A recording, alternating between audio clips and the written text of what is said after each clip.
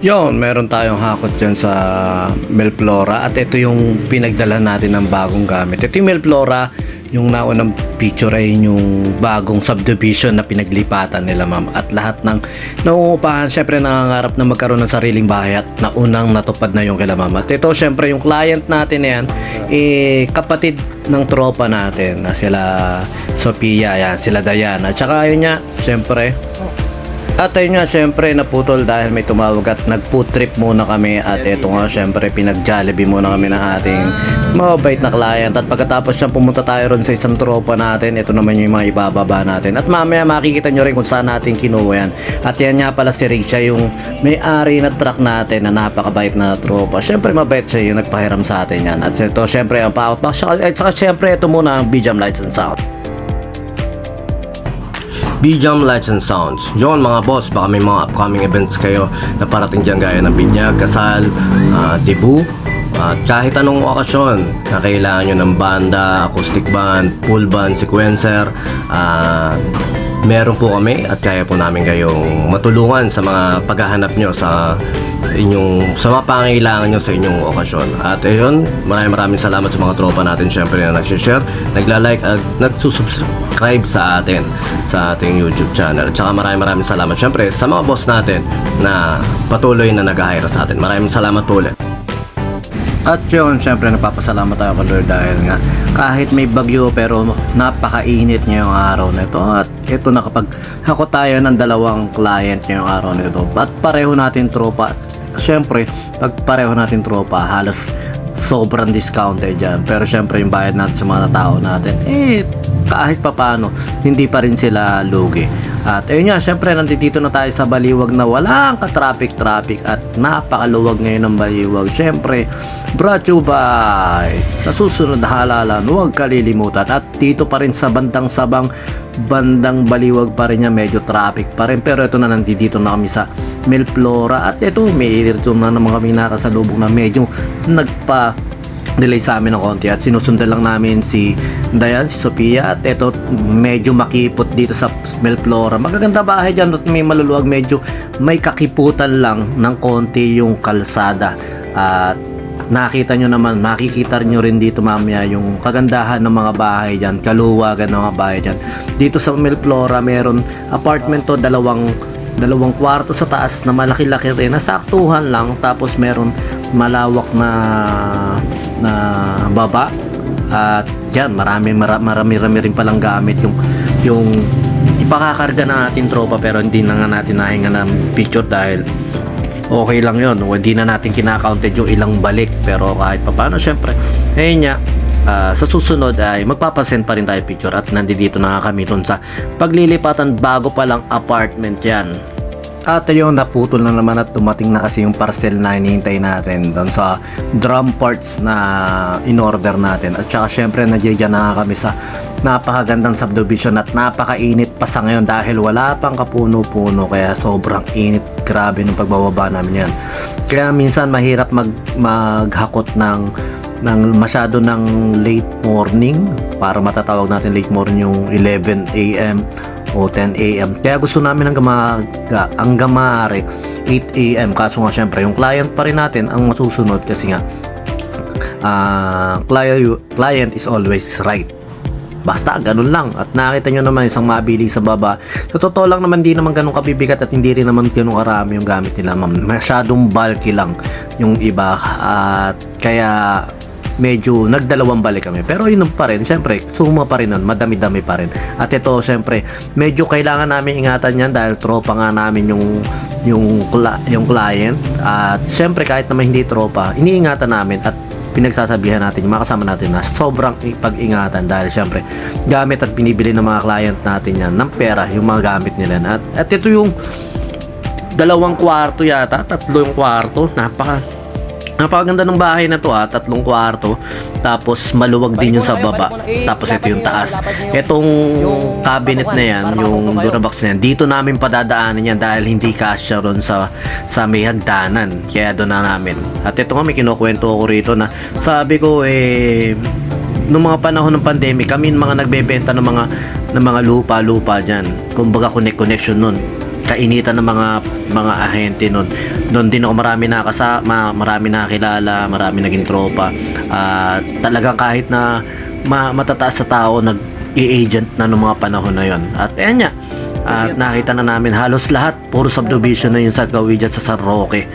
Dati ang pinoproblema nila, bahay neka, tambaki neka, pero yun, pag talagang mga mapepera, mga developer, tinambakan nila lahat yan. At saka ito na nga yung dalawang aircon na syempre kailangan din natin dalhin doon sa kabilang bahay. At nakita nyo na medyo challenging tong dalawa na ito. Challenging yung pagbababa ng aircon na yun dahil nga masyadong matarik. Ito naman yung Melflora, ito yung bahay sa Melflora. Sa mga tropa natin na naghahanap ng apartment dyan, medyo maganda yung bahay dito, malaki. Ang problema lang, medyo makipot yung karsada. Pero kung wala ka naman sasakyan at hindi mo intindihin yung parking, pwede sa'yo yung mag-apartment dyan sa Melflora. At mura lang din, nasa 6,000 yata, may 3 kwarto ka na. At ito yung subdivision dyan sa may San Roque na bagong-bago pa. Kaya sa mga gustong mag-avail dyan, punta lang kayo. At kung may naghahanap din kayo ng house and lot, nagbebenta nga rin pala kami ng mga house and lot.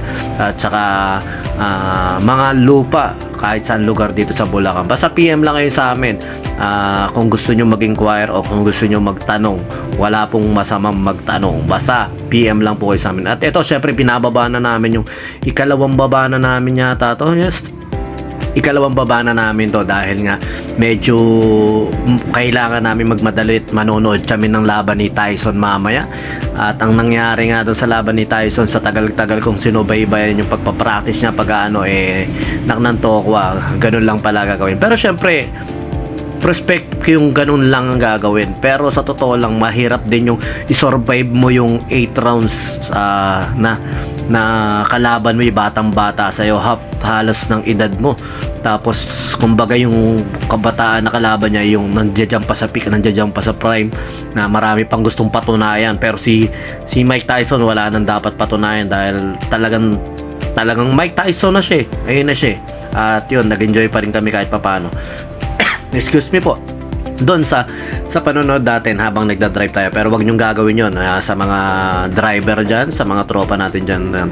Wag iwasan natin yung mag-drive ng nakainom at iwasan din natin nanonood habang nagdadrive. At saka ito, nakita nyo naman isa pa na challenging sa amin, na challenging sa kanila pala. Pero dahil ako yung nagbibideo lang. Pero nagbubuhat din ako. Makikita nyo naman nagbubuhat din ako. Dahil syempre tumutulong din tayo. Kailangan ko lang i-document yung mga ganito para kahit papano. Meron preference yung mga tropa natin na nagiging client natin na eto, legit po ang pahakot pasakay na talagang maidadala namin sa inyo ng safe yung gamit at may bababa rin namin. At ito syempre, nag-food trip muna tayo ng Jollibee. Syempre, salamat sa sponsor natin na si Dayan, si Pia. At ito syempre, kumuha lang muna kami ng konting lilim kung saan huminto lang kami dahil kailangan na namin mag-food trip muna dahil malayo-layo rin yung pupuntahan namin. San Rafael naman yun. Hindi ko alam, basta gawing Big Rock. Ito yung tinitiriping namin dati, oh. Ay, mali pala, mukha ko pala. Yan, ito yung tinitiriping namin dati sa Roque. Kilala namin yung nakakasama namin yung may hawak ng titulo niyan, sa mga ganyan. Tapos, ganyan, iba yung nakapag-deal. Maraming ahente. Yan, pandemic, alas linggo-linggo nandito kami, oh. At ayun na nga, syempre papunta na tayo sa San Rafael sa tropa natin kay Riz. At nandiyan na kami sa krus na daan. Lagpas kami ng bypass, isang mabilisang biyahe yan. At syempre nakakaaliw din pagmasdan syempre yung kapaligiran dyan. Dahil hindi naman araw-araw napupunta tayo sa lugar na yan. At syempre naaliw tayo na makakita ng mag-green-green na at parang probinsyang-probinsya yung kapaligiran. At ito syempre isang mabilis nga na biyahe lang yun. At nandito na kami at meron lang kaming 4 na motor na isasakay. Isang Yamaha, isang Enduro, isang Rusi, at isang napakagaganda ng mga motor ni paring Riz. Medyo nga lang hindi nagagamit, kaya ngayon dadalhin dito sa Liceo, sa Pulilan, para kahit papano mabuting-ting niya at mapagamit-gamit sa mga tropa-tropa niya o sa mga kaibigan niya. Napakabait na tao niyan, talagang solid yan. Sa kanya galing yung ating truck na sabi niya, pre, nandoon yung truck ko, kunin mo na lang. Tapos, bayaran mo kung kailan ka maluwag, ganun. At napakadaling kausap niya. Meron pa mga gitara dito sa bahay yan. Nandito pa bass niya, nandito pa gitara niyan. Basta napakabait niya. Bahala na si Lord magbalik sa kabaitan ng tao na yan. Yan. At ito na nga, isang babiyahe na rin kami dahil nga medyo mainit-init na nga. Sana wag nang dumaan dito sa Bulacan yung malakas na tinatawag nilang bagyo na si Pipito nga. At ito nandito na nga kami. Masarap maglakbay din yan. Nakita nyo naman, hindi lahat araw-araw madadaanan natin yung ganyang kagandang lugar, kagandang daan. Dahil karaniwan sa mga ganito nga, puro traffic. Kaya nandito na tayo sa Baliwag, isang mabilis na biyahe nga. At nandito na nga, medyo maluwag-luwag dyan ng konti dahil hindi na natin sinama yung mga traffic. Pero nandito na tayo sa Pulilan. Ibababa na natin yung gamit na yan. At ito nga, isang mabilisang babaan yan na ano tawag dyan sa motor na yan, sa copy racer, basta ganyan. Tapos sinusunod natin yung Rusi na maganda rin to. Ayan, at saka napakabigat na itong Rusi na ito. Hindi ko alam kung ba't parang buhos yung gulong tsaka ito yung Enduro.